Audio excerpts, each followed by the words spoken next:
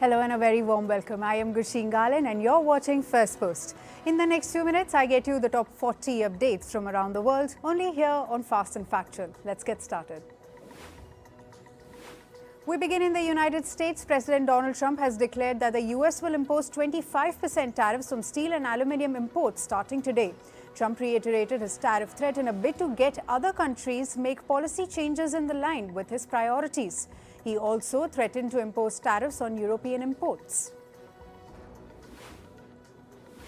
The US president has also said that his aide and billionaire buddy Elon Musk will help uncover quote-unquote hundreds of billions of fraud in federal agencies. Trump said that Musk has been pushing efforts to end unnecessary spending through cost-cutting measures. Musk has recently also offered federal employees to quit through a mass buyout in order to slash the size of the US government. Continuing with US, President Trump has said that he is committed to buying and owning Gaza. He said the other West Asian nations could also help in rebuilding the Palestinian enclave. Israeli Prime Minister Benjamin Netanyahu also praised Trump's plan, calling it revolutionary. Netanyahu added both allies agreed on ensuring that Hamas does not return to Gaza. Moving to the war in West Asia, Israeli military said it carried out an airstrike yesterday, targeting a tunnel on the border between Syria and Lebanon. It was being used by Hezbollah to smuggle weapons. The Israeli military said that it also struck several other Hezbollah sites in Lebanon. This came amid an ongoing ceasefire between Israel and Hezbollah. Colombian President Gustavo Petro on Sunday asked all his ministers and other senior officials to step down ahead of a reshuffle. This comes days after Petro lambasted his team on live television, accusing them of underperforming and failing to deliver on key projects. After the live TV dressing down, country's Labour Minister and Environment Minister resigned from the cabinet. French President Emmanuel Macron has vowed to respond to any US tariffs against Europe. He also warned that the tariffs would hike inflation for Americans. Macron added that the European Union should not be a top priority for the United States and that it must focus on issues posed by China. He said that the bloc will together tackle the probable tariff issues. Serbian students continue to block major roads across the country on Sunday as they mark the 100th day since a railway station roof collapse incident claimed 15 lives in Novi Sad city. In capital Belgrade, hundreds of students' protests blocked the main road interchange and its Gazela bridge for 7 hours.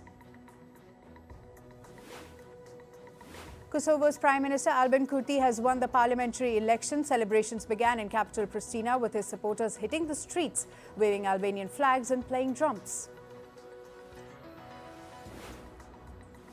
India's Prime Minister Narendra Modi departed for a 3-day visit to France. He will co-chair the Artificial Intelligence Action Summit with French President Emmanuel Macron. Both the leaders will also address the India-France CEOs Forum. They will later hold one-on-one and delegation-level talks. PM Modi will jointly inaugurate the Consulate General of India with Macron in Marseille.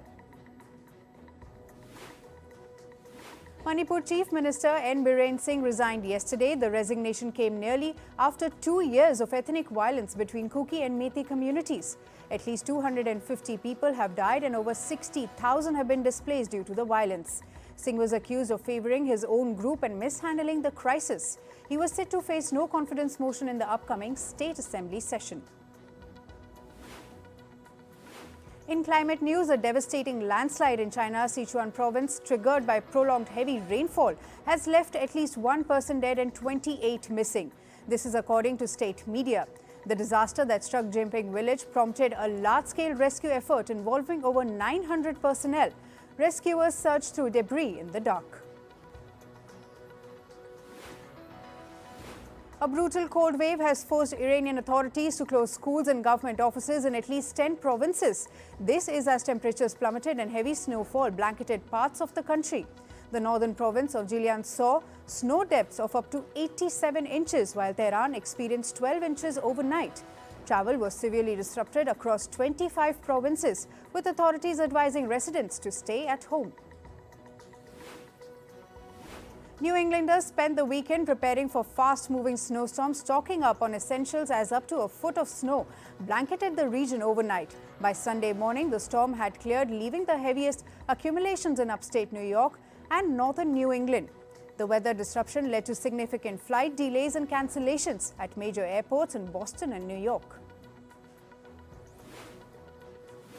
A new study from the University of Leeds has found that hedgerows store significantly more carbon in soil compared to grasslands. They store up to 40 tons more carbon per hectare. Researchers analyzed soil samples from farms across Yorkshire, Cumbria and West Sussex, concluding that hedges could play a crucial role in climate change mitigation. Farmers have also recognized hedgerows' benefits for biodiversity, offering habitat for birds, bats and pollinators. Brazilian President Luiz Inácio Lula da Silva is pushing for a major offshore oil project near the Amazon River. This is despite criticism from environmentalists.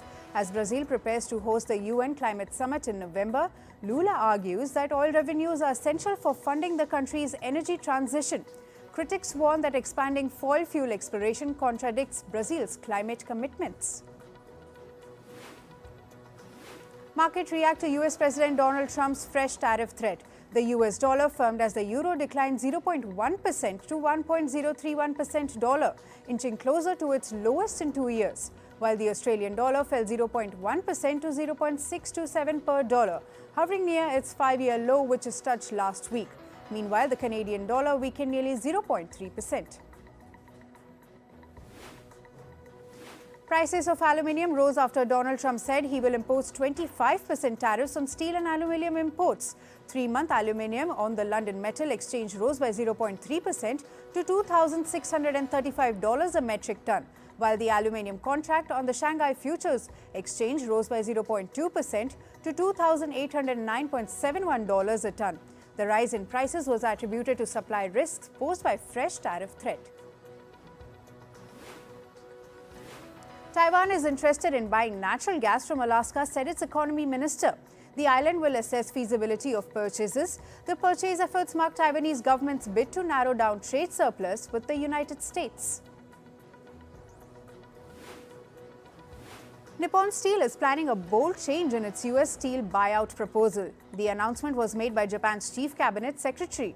The Japanese politician added that the proposal would create a win-win situation for both Japan and the United States. Japan's current account surplus jumped to a record high of $192.67 billion last year, marking a 29.5% increase from 2023. This is larger since data became available in 1985. The jump is due to a weakened yen that boosted returns on foreign investments and balanced a trade deficit. Shares of Singapore's largest bank DBS soared to a record high of 46.5 Singapore dollar. This as the bank recorded an improvement in its net interest income in 2025. Its fourth quarter profits also met the market expectations. Australia's Global Lithium Resources has approached the government for help. The company claims a possible unlawful association among Chinese investors in a bid to take over its Mana Lithium project in Western Australia. The company wants Australian Treasurer to force the shareholders pushing for board changes to sell their stakes. Billionaire Elon Musk has said that he is not interested in buying TikTok. The remarks were made in late January after US President Donald Trump said he was open to Musk buying the short video app. TikTok has been on edge, facing a potential ban over its Chinese company's ownership. Paris is hosting two-day AI summit starting today. World leaders and technology executives are convening to discuss how to safely embrace artificial intelligence. France is set to announce $112.5 billion investment in its artificial intelligence sector. The investment will be officially announced during the AI summit in Paris, said French President Emmanuel Macron. He added there is a huge regulatory challenge for artificial intelligence needs to be done on a global scale. Moving to sports, we start with cricket. India secured an easy 4-wicket win over England in the second one-day international. The victory helped them secure 3-match series 2-0. England batted first and secured 304 runs in 49.5 overs. India finished at 308 runs with more than 5 overs to spare. Indian captain Rohit Sharma's century was the highlight of the match. South Africa have named the replacement for Enric Nortje for the Champions Trophy. Bowling all-rounder Corbin Bosch will be stepping in to replace him. Nortje has sustained a back injury which has ruled him out of the tournament. South Africa began their Champions Trophy campaign on February 21. In tennis, men's world number 3 Carlos Alcaraz has clinched the Rotterdam Open title. The Spaniard overcame Alex de Minaur of Australia in a 3-set match. Alcaraz won the first set 6-4.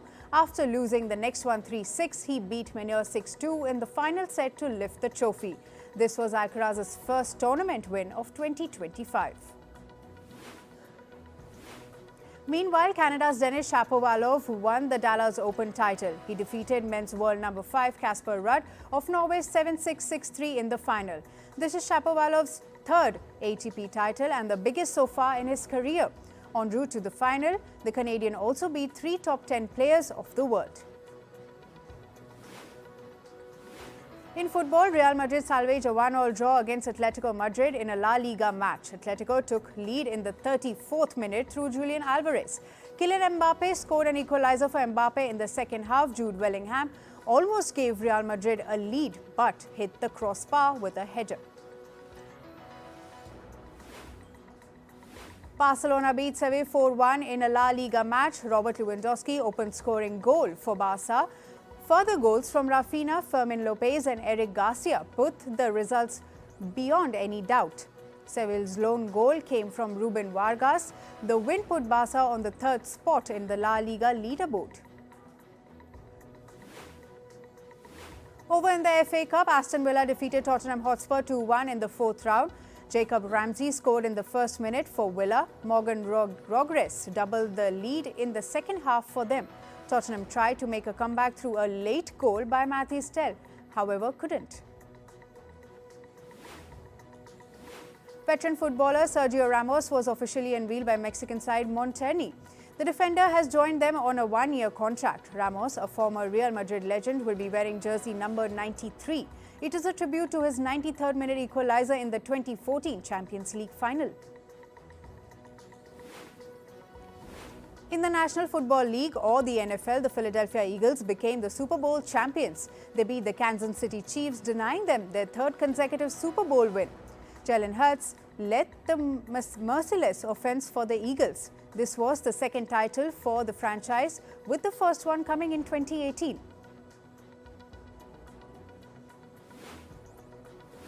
Argentine football legend Lionel Messi starred in a Super Bowl post-game ad. The advertisement shows him juggling an American football and scoring. Messi, who plays in Inter Miami, was wearing his team's jersey. The commercial was meant to promote the start of the new Major League Soccer season. And finally, moving to the world of showbiz, Kendrick Lamar electrified the Super Bowl halftime stage with a high-energy performance. It featured Caesar, Samuel L. Jackson and Serena Williams. Lamar performed tracks from his latest album, GNX. The biggest moment of the night came when he performed his explosive diss track, Not Like Us, taking a public jab at Drake, while alluding to the legal battle between the rapper and Universal Music Group. Pop superstar Taylor Swift was front and center at the Super Bowl 59, cheering on her boyfriend Kansas City Chiefs tight end Travis Kelce. However, Eagles fans booed her as soon as she stood on the stands. Dressed in a chic cream-colored blazer, Swift watched the game from a private box, joined by a crowd of A-listers including Lionel Messi, Jay-Z and Adam Sandler. British singer-songwriter Ed Sheeran has addressed the abrupt halt of his street performance in India's Bengaluru. He clarified that he had prior permission to perform. Taking to Instagram, Sheeran stated, "We had permission to busk, by the way. It wasn't just us randomly turning up." End quote. Earlier in the day, Shireen's impromptu performance on Church Street was cut short by police, who claimed the event lacked official approval. Cameron Diaz opened up about how Hollywood has evolved in the wake of the Me Too movement. After stepping away from acting for a decade, she returned for Netflix's Back in Action and immediately noticed a shift in the industry's culture. Reflecting on her past experiences, Diaz recalled how inappropriate behavior was once normalized on the set. Now she says the atmosphere has changed for the better, with stronger safeguards in place. And finally, the first trailer for F1 and adrenaline-fueled Formula One racing film starring Brad Pitt has been released. Directed by Top Gun Maverick filmmaker Joseph Kosinski, the movie follows Pitt as Sonny Hayes, a retired F1 driver who returns to the sport to mentor a rising star. The film will release on June 27.